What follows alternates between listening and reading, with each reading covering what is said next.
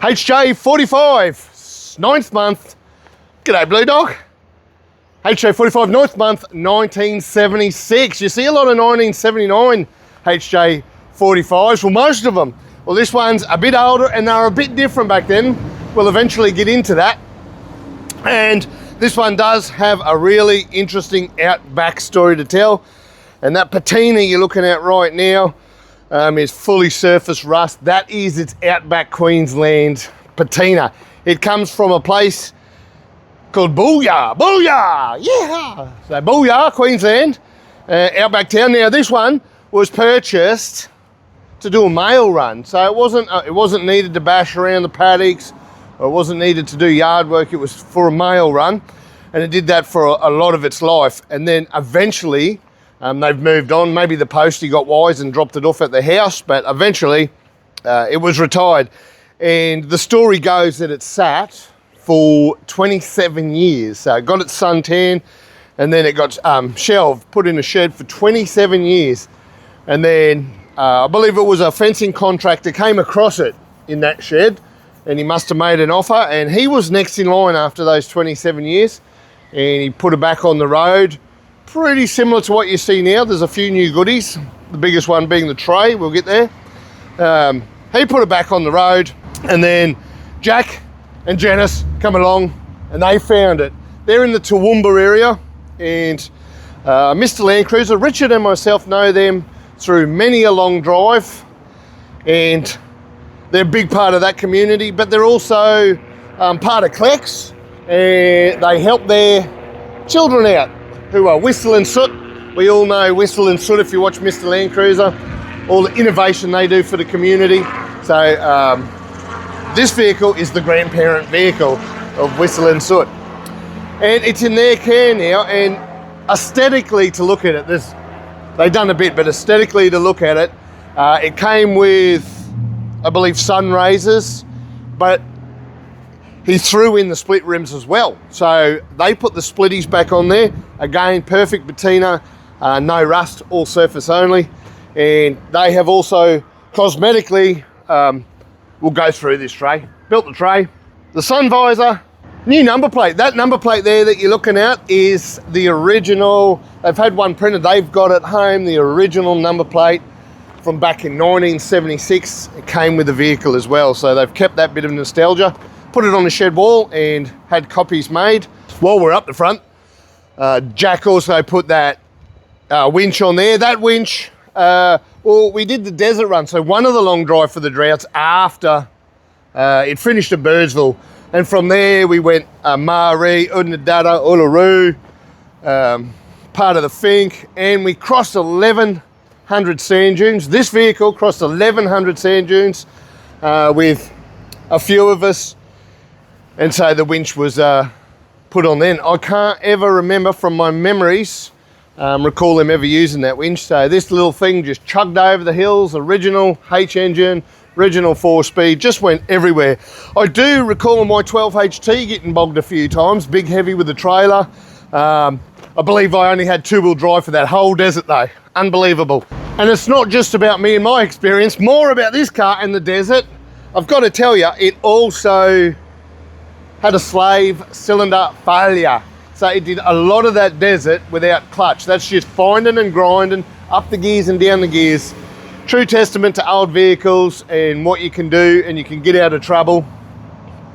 And if you would like to go back through the Mr. Landcruiser YouTube catalogue, maybe search Mr. Landcruiser Simpson Desert, and you'll see our journeys. This car's included through the Simo. So we've done a lot of footage on that. So after this video, a bit of nostalgia, and go and enjoy that. But for now, let's have a look at this Canopy. This Canopy, I've got to say,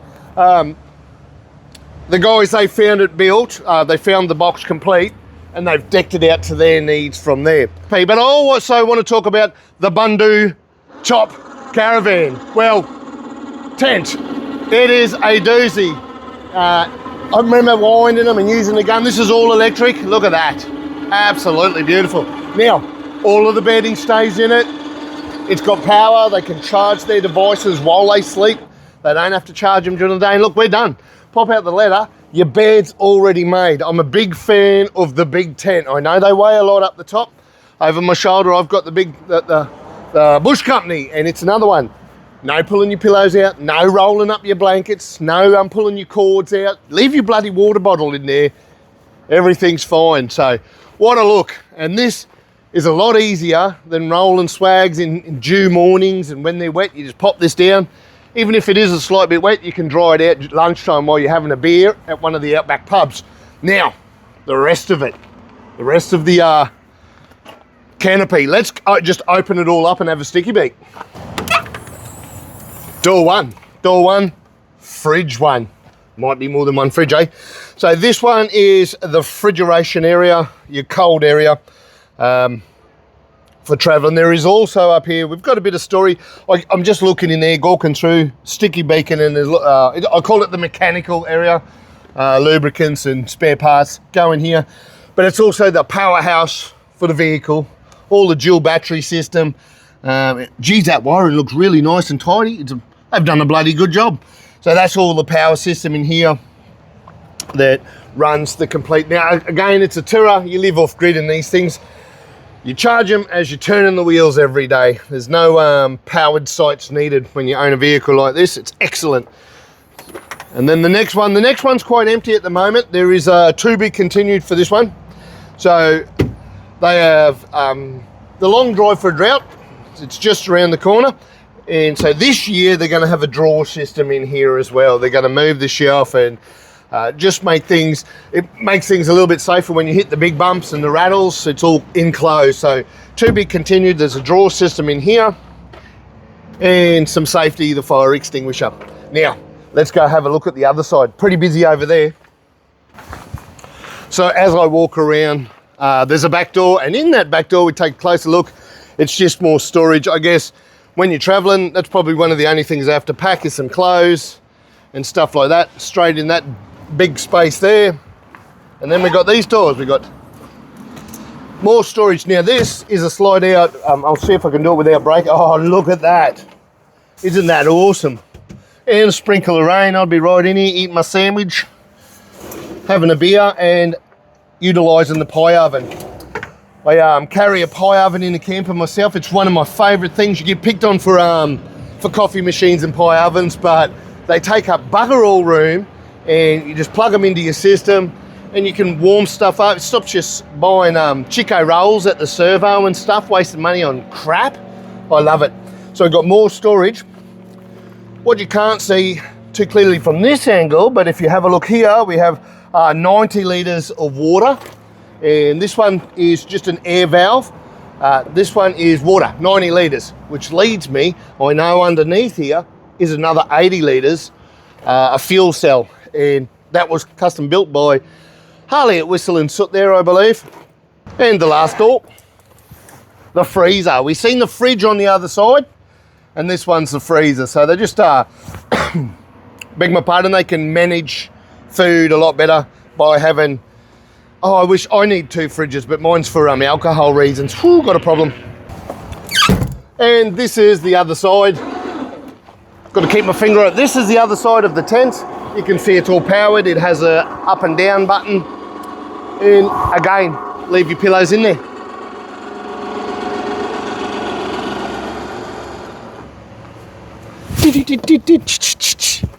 But there's a little secret under the bonnet. Let's go have a look. Okay, before I get to the bonnet, got a few seconds. What are they for? Come on. What are they for? They relate to the clip here. So if you know, a lot of us like to lean our bonnet right back. With a visor, you can't. So very innovative there. I'm just going to do one side. Clip it on, there we go. I bet you weren't expecting this. Have a close look, man. It is bloody shiny and it is bloody fresh. Now, that's the original motor. A little while ago, they had the head done. But before this long drive, the poor old donk was tired, but you get to them early. Really good news. I see a lot of these, and when they pull them apart, the head's cracked. This was a good blank canvas. Before this long drive for a drought, they've gone through and fully rebuilt the engine. And I said to Jack, wow, look at that shroud. I really like the way you've plated it. And he said that was already plated a little while ago. So what he's done then is matched in the other gold plating and bolts and what have you, just to give it a look. And engine's all freshly painted. And in 1976, let me tell you about 1976. This injector pump was very different back then. Very rare. It's got its own dipstick, its own oil level, its own serviceable oil. So you check the dipstick, you drain the oil, you fill it up. You don't just, it's all in the service manual from back in the day. These are the old H engines.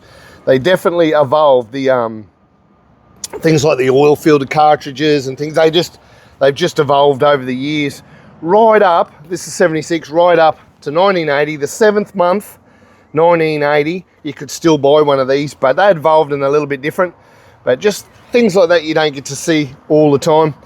Also, a couple of other little key items that's a little bit different on this one is the alternator. The alternator is now internally regulated. So we can see here is the old regulator, external, how they come out with.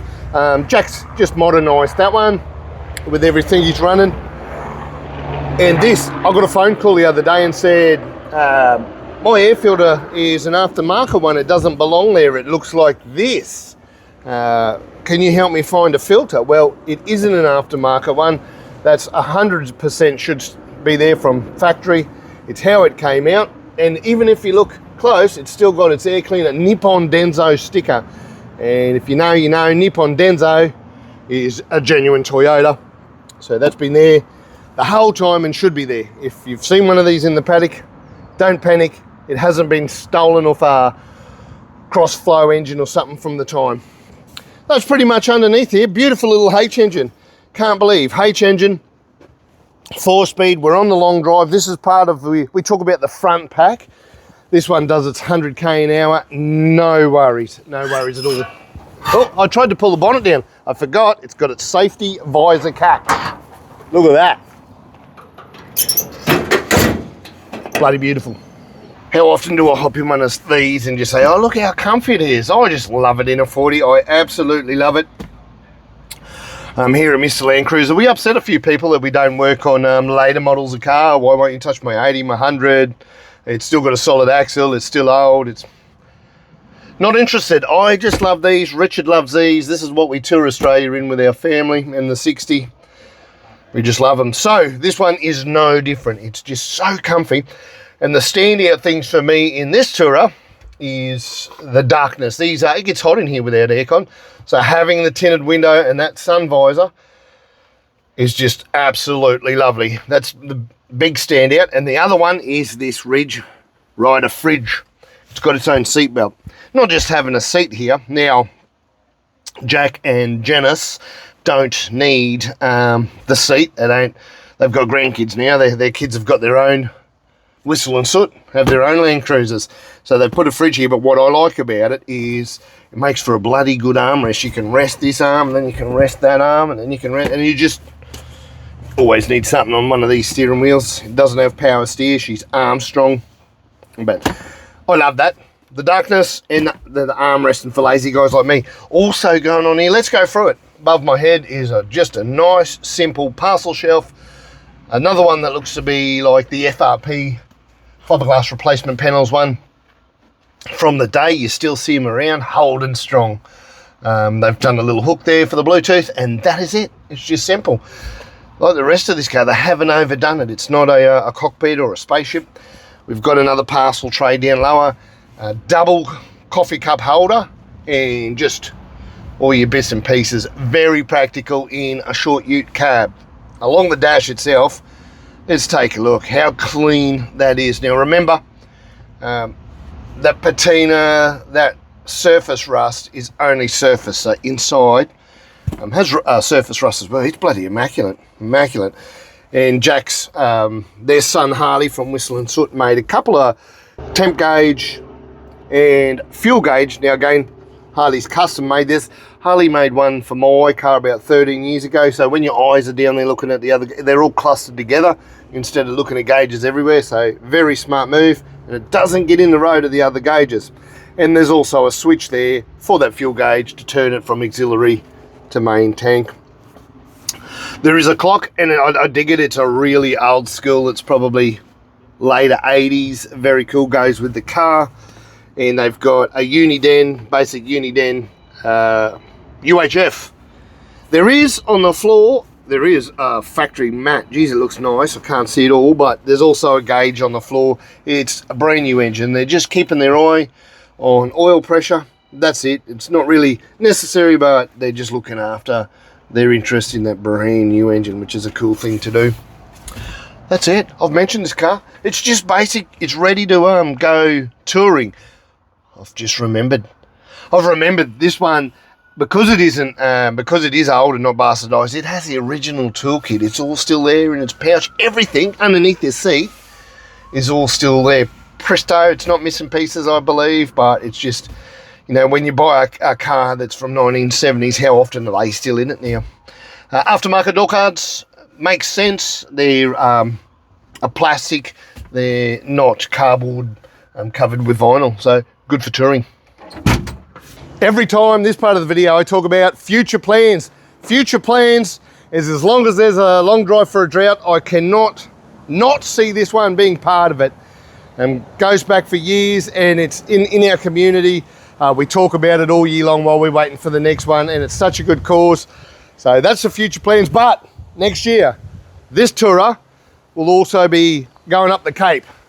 And then it doesn't stop there. The year after, they're talking about the Canning stock route. That's big on my list. How cool will that be? The Canning stock route. This thing will blend into the dust. You won't see it coming. When you do, holy dooly.